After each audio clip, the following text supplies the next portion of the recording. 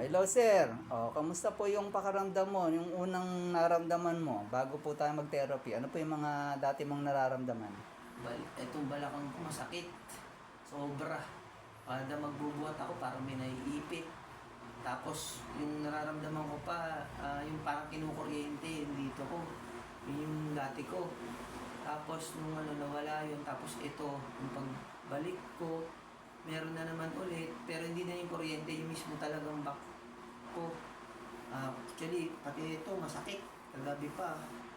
Hanggang dito. Dito. Tapos pag umuupo ako ng paganyan, hirap, masakit. Ngayon Pero po, ngayon, wala na. wala na. Okay na. Kapag yumuko ko, yan, Yan. wala na. Wala na. Gabi, sobrang sakit. Tsaka mga nakarang araw, talagang iniinda ako. Ngayon okay na po. Okay na, sir. Ayan, sige. Salamat po sa Diyos. Okay.